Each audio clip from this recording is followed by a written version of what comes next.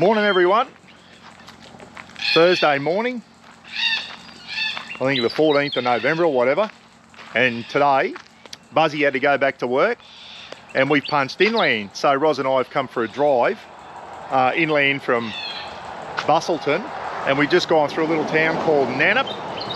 Beautiful little town, and we found another fantastic bakery. Roz thinks she found her best bacon and cheese pie yet at the Nannup Bakery here in West Aussie. And we're on our way to a little town called Bridgetown, and then from Bridgetown we're going to pump down to a favourite little town of mine from memory. I used to love going there, Pemberton, and we're going to go and visit the Gloucester tree, which you can't climb anymore. We'll show you the Gloucester tree. But I just thought I'd pull over here. I'll turn the camera around. But everywhere in West Aussie here, beautiful rolling fields like this, and it's just after the wet season here, and they've got all their bales of hay all rolled up.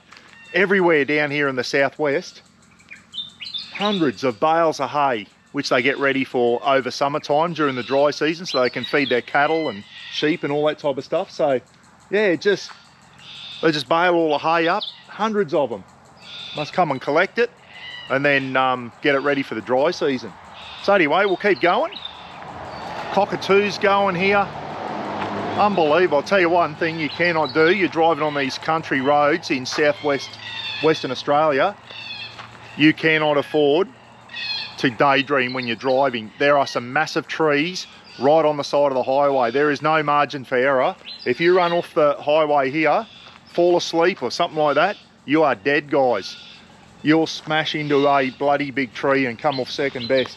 You've got to be on the ball here. These country roads, you've got to concentrate the whole time. Roz is looking around, and unfortunately when you're driving, you don't get to take in the views as much here, because I tell you what, you've got to keep your mind on the job. This little Yaris car that we hired from No Birds, really popular hire company here in Western Australia. Really good rates, and I tell you what, these little Toyota Yarises, fantastic on fuel and really comfortable to drive. Right, let's get into Bridgetown and then we'll get down to Pemberton.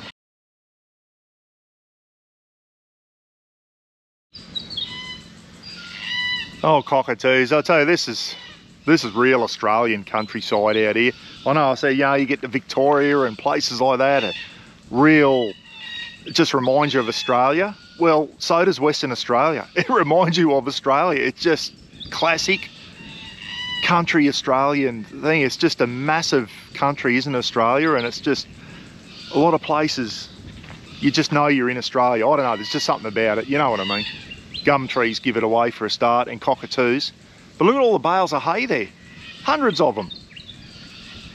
You know what? That'll grow again. They'll probably get another roll out of that paddock. She'll grow a bit more and they'll do it again and just keep spitting out the bale. So all the way down from Perth, that's all we saw, all the way down to Bustleton is hay bales, and we're seeing it as we pump inland too.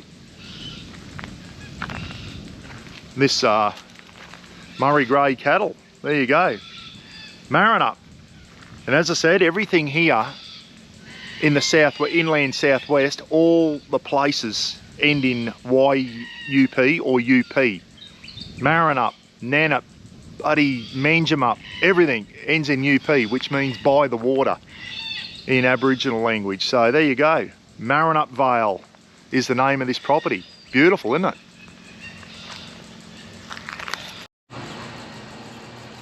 Check this out for a beautiful little spot. This is the Blackwood River, which runs through a town called Bridgetown, which we just went up and had a look. Beautiful little town, it really is. That's the bridge that goes into Bridgetown. So we came down here, and look at this, just picnic areas and everything all along here. People having a kayak. Absolutely beautiful. And there's a little bridge that goes across here. We'll just go walk up there, but oh, these little towns down here in the southwest are stunning, they really are. Probably not allowed to camp down here, but imagine just rolling the swag out around here somewhere. No bloody crocs to come up out and grab you. Roll the swag out here. The fire pit, how good would that be?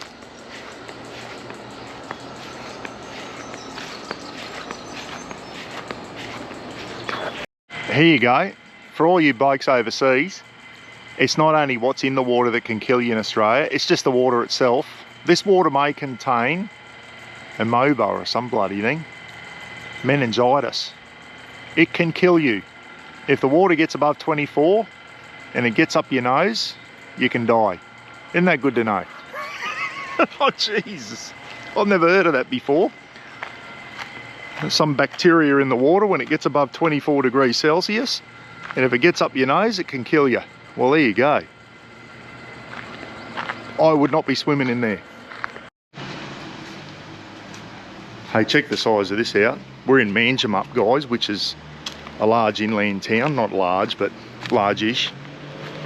It used to be the central hub for the native logging industry here in southwest Western Australia. Western Australian government's just put a wash on it, and they're not allowed to log native trees anymore. So that's a good and a bad thing, I guess. Look at the size of these things. Absolutely massive. They are big trees. Wait till you see the Gloucester tree. It's 60 metres tall. Way bigger than that, but yeah, it gives you an idea of what they used to log here in the southwest for timber. Now, a lot of people have lost their jobs. Now, we saw a truck go past this morning, but it looked like it had pine trees on, so that was all plantation type timber. But yeah, it's a shame. You know, look at the size of that tree, and they go and chop them down, probably 1,000 years old, some of them.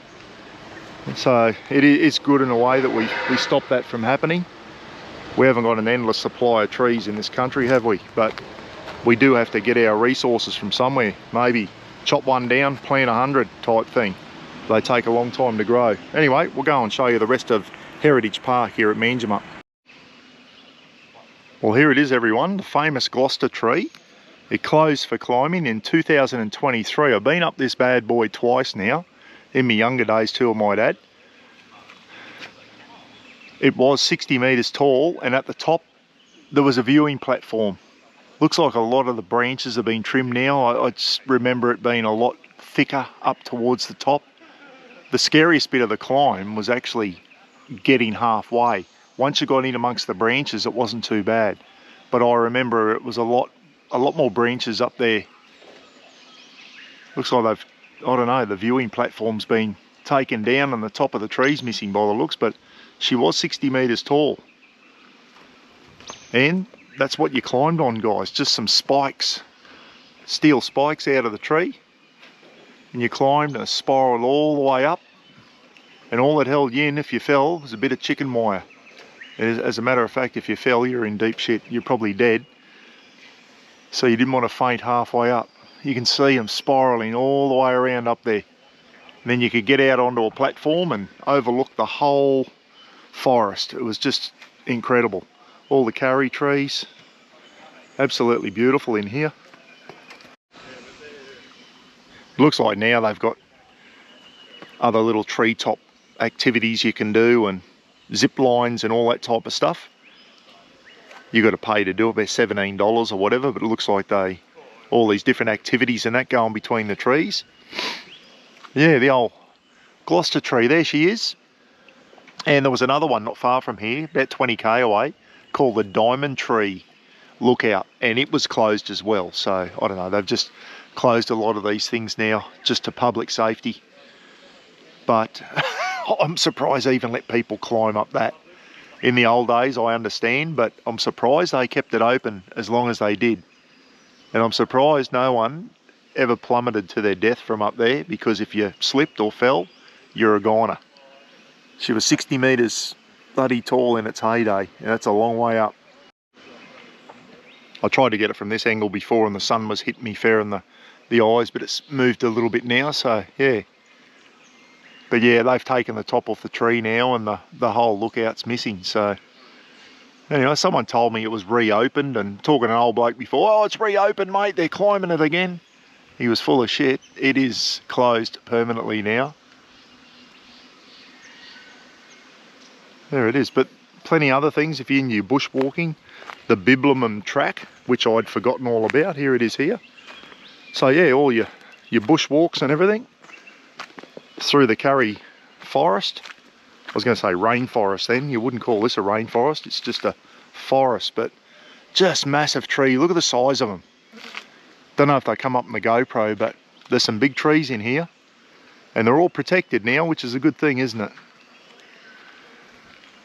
You know, they used to chop trees like that down up until recently. Who knows how old that old girl is? Probably 1,000 years old, who knows? Update on the Gloucester tree. I was just talking to the lads over here doing some painting. That is going to reopen. And I said I thought the pegs looked a bit thicker. Well, they are. The pegs when I climbed it used to bend and flex, and yeah, bit bloody scary. So they've got bigger, stronger pegs in there now. So they've re-pegged it. They've chopped a bit of the top of it off, and they are going to put a new platform at the top, and they reckon Easter 2025 she's going to be back open for climbing. So if you're over in West Aussie after Easter next year, 2025, you'll be able to go up the Gloucester tree. There you go guys, some emus. 3 there that I can see. There's a kangaroo over the back.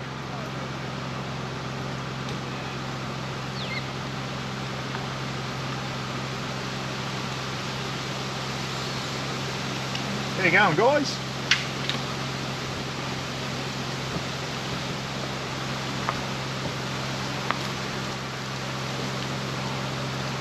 They're having a peck on some grass.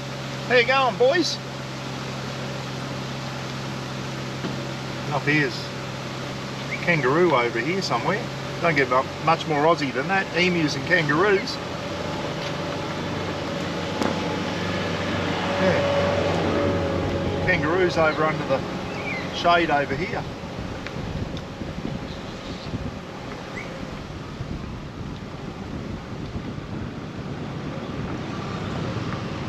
There they are, standing up for us.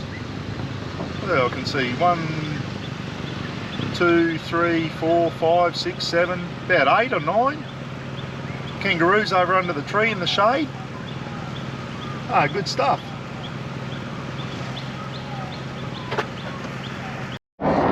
What's that in?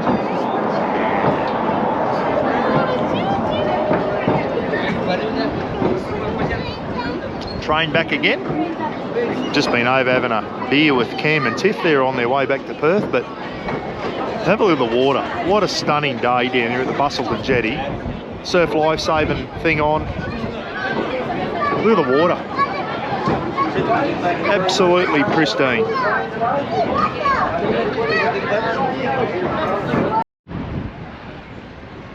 How's this for a beautiful, safe swimming area? Big net all the way around there. Probably keep jellyfish out and sharks, which is good, but look at the water. Just crystal clear. This would be just an absolute beautiful place to come for a swim. I might do that tomorrow or Monday. Jetty all the way around. Big U-shaped jetty up to a beautiful beach. Ros sitting up there. There's the jetty over there. Tell you what, that's a happening place.